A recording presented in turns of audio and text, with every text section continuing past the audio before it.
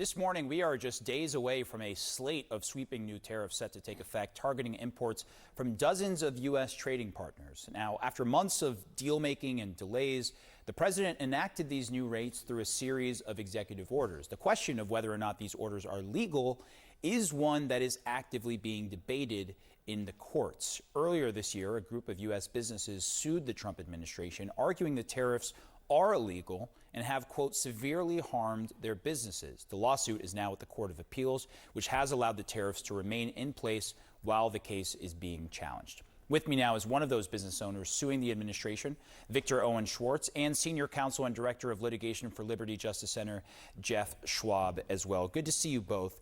Victor, can I just start with you? Can you just lay out how exactly you've been affected by the tariffs we've seen to this point, and what do you worry about moving forward? Well, they're very impactful, obviously. When you're having whether a 10% tariff or a 50% tariff, the numbers are big for us. Of course, the uncertainty is a major issue. And now we're moving from a uncertain and chaotic policy to an onerous policy. And the onerous quality is going to be on our cash flow.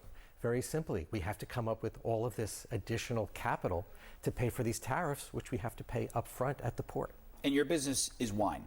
Wine, spirits, sakes, and alcohol-free. So things that all will be affected, including some wines. Well, everything from any country in the world. Yeah. There's no avoiding it this time. Very different from the first time. And there are a lot of business owners like you who might be frustrated with the tariffs. Some do support them, but bottom line, everyone is having to figure out how to deal with them. That's correct.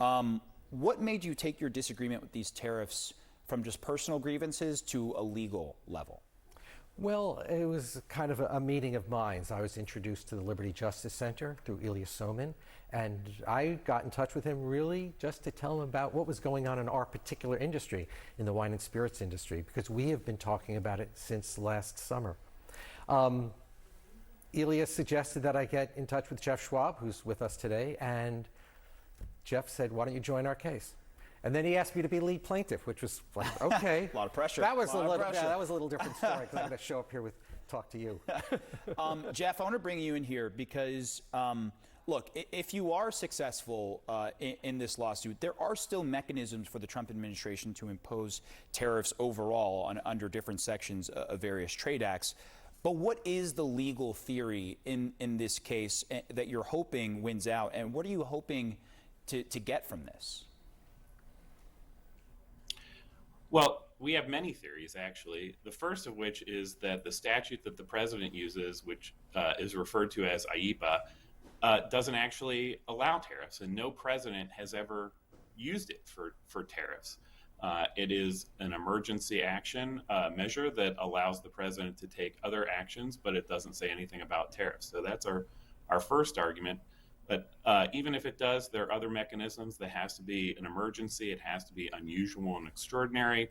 And then even under what the president is saying, even if you accept all that is true, that power that the president is claiming would create a constitutional problem, because Congress, not the president, has the ultimate authority to impose tariffs. And Victor, for you, obviously, look, there's a legal process playing out. Sure. But I don't think the Trump administration is going to let go of tariffs just because of a result in court, even along these lines. They made it a pretty big focal point of their economic policy to this point. Yeah. Have you considered the possibility of what life would look like if these tariffs are here to stay?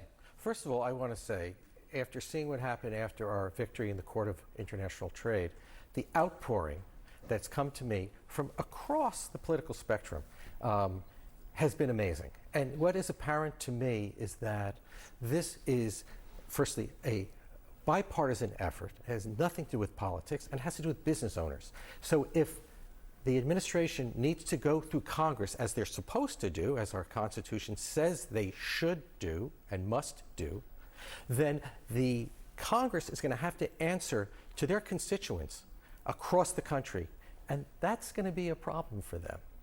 We will see what happens both in court and out in the country. Victor Schwartz, appreciate you taking the time. Jeff Schwab as well. Thank you for being on the line as well. Appreciate you both. We'll see how this goes. Thank you so much. Of course. Appreciate of course.